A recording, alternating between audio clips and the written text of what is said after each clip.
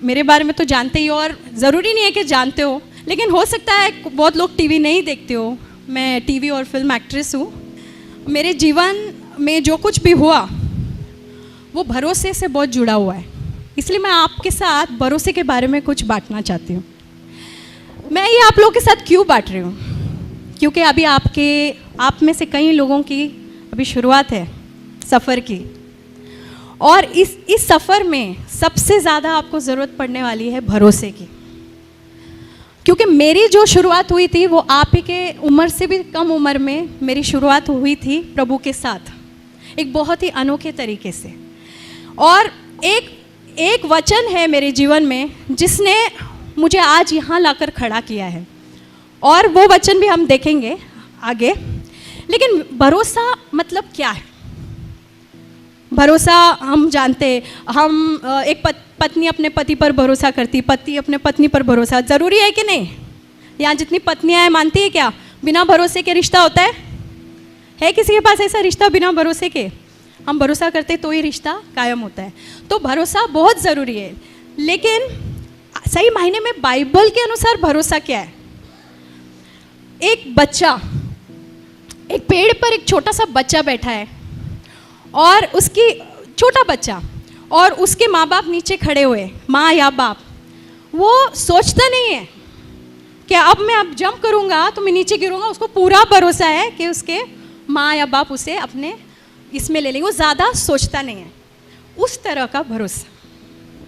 तरह का भरोसा बाइबल उसके बारे में बात करता है, एक बच्चे के जैसे। यीशु ने कहा ना, जब तक तुम बच्चों की तरह नहीं बनोगे तुम परमेश्वर के राज्य में प्रवेश नहीं कर सकते। क्यों ऐसा बोला? क्योंकि वहाँ पे भरोसे की ज़रूरत होती है, और वो भरोसा एक बच्चा करता है अपने माँ बाप पे। सोचता नहीं है अरे थोड़ा सा इधर हो गया तो मैं गिर जाऊँगा, उधर हो गया। वो अपने आप को छोड़ देता है अपने माता पिता के हाथों में। वो माता पिता जो फिर भी पूरे सिद्ध नहीं है, हो सकता है वो चूक जाए, तो हमारा परमेश्वर कितना सिद्ध है ना? आमीन। तो हमारा परमेश्वर कितना महान है, और हम कितना अपने आप को उसके अंदर छोड़ सकते हैं, उस तरह का भरोसा। अब आप सोचो कि मैं क्यों इस बात को आपसे बांट रही हूँ, क्योंकि ये मेरे गवाही से बहुत जुड़ा हुआ है। मेरा पूरा जीवन इस भरोसे पे ही टिका हुआ है आज तक। एक और वचन देखेंगे हम, मत्ती की किताब 6:33। परमेश्वर के राज्य को खोजो, सत्य को खोजो, और तुम्हारी सारी ज़रूरतें पूरी होंगी। क्या होगी? पूरी होंगी। अगर आप मेरे पूरे जीवन को एक छोटे से इसमें डालना चाहते हो वचन में, तो वो ये है, परमेश्वर के राज्य को खोजना, उसके सत्य को खोजना। अब मेरी शुरुआत कहाँ पर हुई? मैं कभी एक्टर नहीं बनना चाहती थी। आप हैरान होंगे, आपको लगता होगा ये बचपन से ही सपने देखती होगी एक्टर बनने का, इसलिए एक्टर बन गई। मैं आप लोग से इसलिए बांट रही हूँ क्योंकि कभी कभी हम सोचते हैं कि हमारे जीवन में ऐसा होना चाहिए, लेकिन परमेश्वर की योजना आपके लिए उससे बेहतर होगी अगर आप उस पर भरोसा करोगे तो। किस तरह का भरोसा? वो बच्चे की तरह। किस तरह का भरोसा? उस कुर्सी पे बैठने वाला भरोसा, अपने जीवन की गाड़ी का ड्राइवर उसे बनाना। आमीन। तो मेरी शुरुआत जब हुई, मैं बहुत छोटी थी, 11 साल के एज में। मैं अन्य जाति से आती हूँ। 11 साल के एज में मेरे को बहुत सारे सवाल आ गए कि बहुत सारे भगवान हैं, बहुत सारे देव देवता है, तो सच्चा परमेश्वर कौन है? वो मेरे 11 साल के एज में मेरे माइंड में आना शुरू हुआ कि हम यहाँ पर है क्यों? हम खाते पीते, शादी करते, बच्चे होते, फिर वो भी बड़े हो जाते, फिर उनका हम देखते, इंश्योरेंस करते, ये करते, वो करते, फिर हम भी चले जाते। मकसद क्या है जीवन का? ये 11 साल की एज में है ना। यहाँ पे बहुत सारे ऐसे होंगे, है कि नहीं? आपको भी बहुत कम उम्र में ये बात आई होगी माइंड में, क्योंकि ये बात है ना, प्रभु ने हमारे लिए एक योजना बनाई, इसलिए वो हमारे माइंड में वो चीज़ आती है, क्योंकि वो हमें कहीं ले जाना चाह रहा है। और उस वक्त मुझे यीशु के बारे में कुछ भी नहीं पता था। मैं उस मार्ग में चल ही नहीं रही थी, और ना ही मुझे इंटरेस्ट था। मैं सच कह रही हूँ आपको, मैं बहुत ही साधारण इंसान हूँ, आप ही की तरह, सब कमज़ोरियों के साथ। मैं वैसे ही थी जैसे आप हो, वैसे ही हूँ। तो मेरे को यीशु में जाना ही नहीं था, मेरे को चिढ़ आती थी एक्चुअली यीशु के नाम से। और कोई मुझे बोलता बाइबल पढ़ो तो मैं बोलती थी नहीं चाहिए, ऐसी थी मैं। लेकिन बाकी सब पढ़ती थी मैं, 6 बार मैंने पढ़ लिया बाकी सब किताबें। क्यों? मुझे इंटरेस्ट था जानने के लिए सच्चा परमेश्वर कौन है, सच्चा परमेश्वर कौन है। एक दिन मैं बहुत ही निराश हो गई। मैं टेरेस पर गई अपने बिल्डिंग के, वो बंगला था हैदराबाद में, बाजू वाले के बंगले में। हम लोग के पास बंगला भी नहीं था, हम लोग छोटे से घर में रहते थे। तो वो बंगले पे गई और मैंने फूट फूट के रोना शुरू किया। हमारे लाइफ में वैसे भी बहुत प्रॉब्लम्स चल रही थी। फूट फूट के रोना शुरू किया और मैंने बोला तू कौन है, तू मुझे बता, मैं जानना चाहती हूँ तू कौन है। ऐसे आसमान को देख के मैंने बोला तू अदृश्य परमेश्वर, मैं नहीं जानती तू कौन है, पर तू मुझे बता। मैं तेरे को कोई नाम नहीं देती, कोई धर्म नहीं देती हूँ, पर तू मुझे अपने आप को प्रकट कर। मैं सब कुछ तेरे हाथों में छोड़ती हूँ। अब आगे क्या होगा तू ही देख ले, तू मुझे बता तू कौन है बस। और मेरे को रातों को नींद नहीं आती थी इस बात को लेकर कि परमेश्वर कौन है एक्चुअली, वो एक जीवित परमेश्वर कौन है इतने सारे नामों में। और फिर ये मैंने बात उनके हाथों में छोड़ दी। मुझे साइंटिस्ट बनना था, पढ़ाई में बहुत रुचि थी मेरी, और हालांकि पढ़ाई में बहुत गैप्स आए प्रॉब्लम की वजह से। तो जब मैं 10वीं कर रही थी मुझे लगा कि मैं कॉलेज भी जाऊंगी। मेरा प्राइवेट 10th कर रही थी, मैंने फॉर्म्स भी भर दिए थे। ये जब मैं 16 साल की थी, ये तब की बात है। तब तक ये सवाल और भी गहरा होता गया। मैंने गॉड से टेरेस पर ये रो के पूछा। उसके 3 महीने के अंदर कुछ ऐसा बड़ा हादसा हुआ, मेरे पिताजी गायब हो गए। वो मुंबई में रहते थे, हमारे खर्चे के लिए यहाँ से मुंबई से हैदराबाद पैसे भेजते थे। उसी खर्चे पे, उसी पैसे पे हमारा घर चलता था, रेंट, खाना पीना जो भी है। मैं, मेरी मम्मी और मेरी छोटी बहन। अब वो कहाँ गायब हो गए पता नहीं, ना पैसे आ रहे ना फ़ोन आ रहा है, मुंबई फ़ोन कर रहे तो कुछ पता नहीं, कुछ पता नहीं। ये 3 महीने के अंदर जो मैं टेरेस पे जाके यीशु से, परमेश्वर से, यीशु तो तभी पता ही नहीं था, परमेश्वर से मैंने बोला तू मुझे रास्ता बता, तू कौन है। ये 3 महीने के अंदर ये सब कुछ होने लगा। मेरा SSC कंप्लीट हो गया, तब तक कॉलेज के फॉर्म्स भरने तैयारी हो रही थी। इतने में ये हुआ, मम्मी बोली चलो मुंबई चलते, देखना पड़ेगा किधर है वो, वरना हम लोग गुजारा कैसे करेंगे, कोई नहीं हमारी मदद करने वाला, कोई भी नहीं। क्योंकि मम्मी भी बहुत गरीब परिवार से आती थी। तो डैडी थोड़े से पैसे वाले थे, लेकिन उनके भी बहुत सारे लिटिगेशन प्रॉब्लम्स, ये वो बहुत कुछ चल रहा था हमारे जीवन में। तो चलो हम मुंबई चलते। तो मुंबई आए हम लोग, ढूंढने लगे, उधार के पैसे लेके आए किसी से, ढूंढने लगे। एक छोटे से लॉज में ठहरे। आज भी वो लॉज वैसे के वैसा ही है उधर, airport palace, Santa cruise east में। अभी भी मैं जाके पिक्चर्स निकाल के लाई वहाँ पे। हाँ, इट्स जस्ट लाइक दैट। कुछ बना नहीं, पेंटिंग नहीं हुई उस बिल्डिंग की ठीक से, वैसे के वैसे ही इतने सालों में। मैं 16 साल की थी तभी। तो उस लॉज में हम लोग ठहरे थे। 10-11 दिन ऐसे ही निकल गए, डैडी मिले ही नहीं। जिधर जिधर हम जाके ढूंढ सकते थे सब जगह ढूंढा, किधर भी नहीं मिले। मम्मी ने बाद में हमको बताया कि उसने सोचा पैसे ख़त्म हो गए, अगले दिन खाने के पैसे नहीं, 4 दिन होटल के पैसे नहीं भरे थे हम लोगों ने।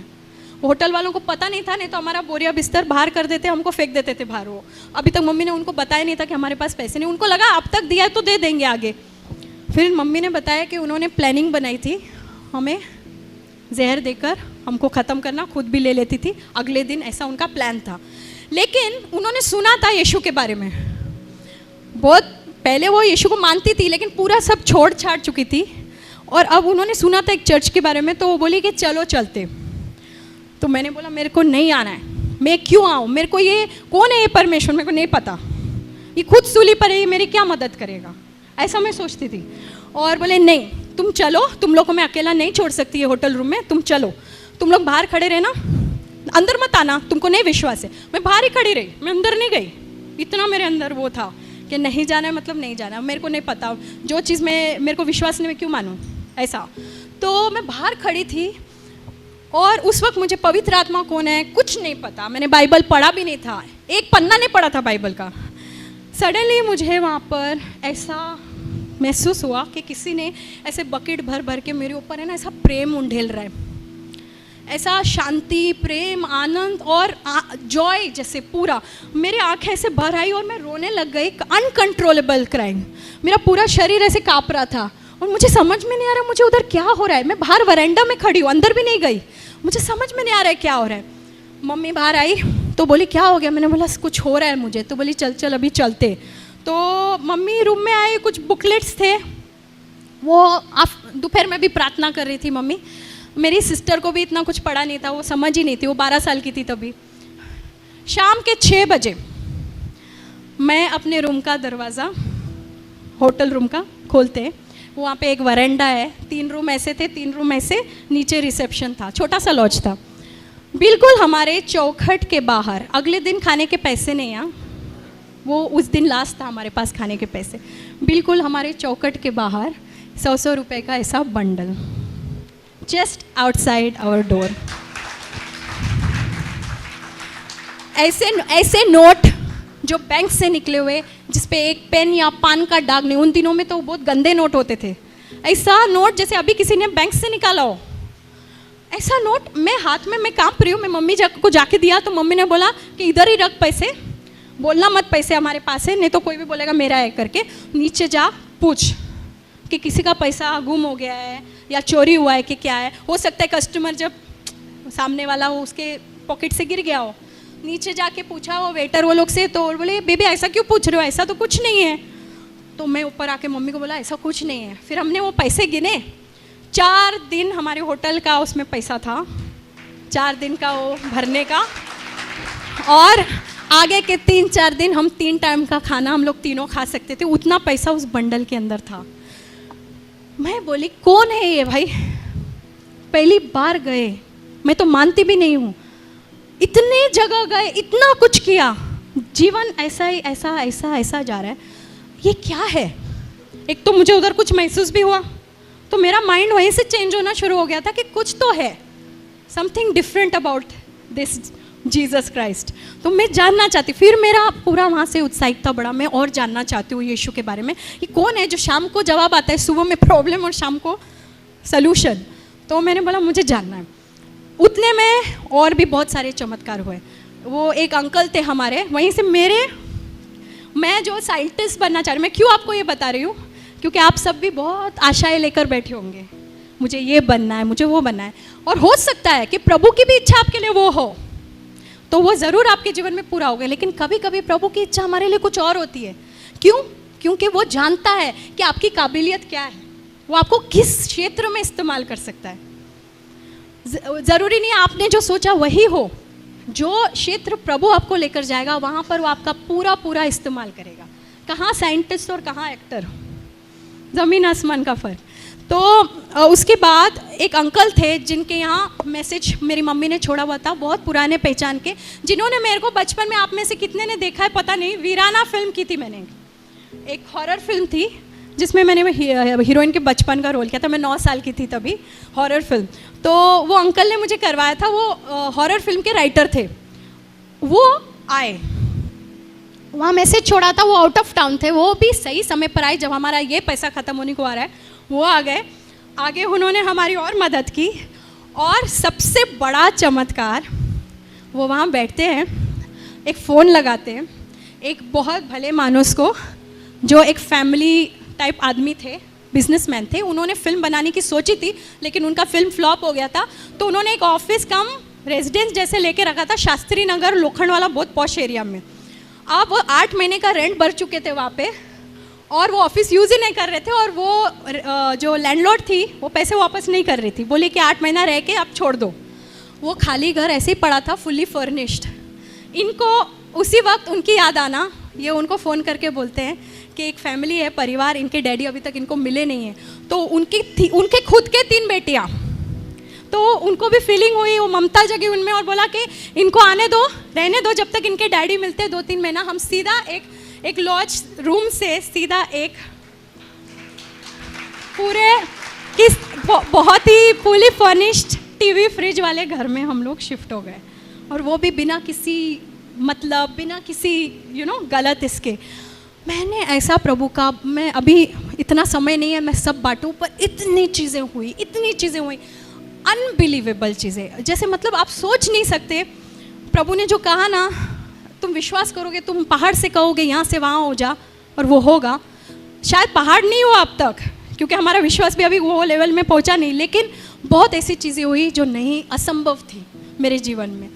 और बहुत बड़ी कहानी को थोड़ा छोटा करते हुए, मैं ऐसे एक्टर बनी, वहाँ से मेरी शुरुआत हुई। मुझे फिल्म्स मिलते गए, मेरा फ़ोटो सेशन फ्री में हो गया, फिल्म्स मिलते गए, नया प्रोड्यूसर, नया हीरो, फिल्म बनी नहीं, अच्छे लोग थे, गलत काम नहीं था उसमें, फिल्म्स बनी नहीं लेकिन पैसे आते रहे 3-4 फिल्में बनी नहीं मेरी, पर मेरे को पैसे मिलते रहे, मेरा गुजारा शुरू हो गया। डैडी मिले ही नहीं, 2 साल बाद मिले डैडी।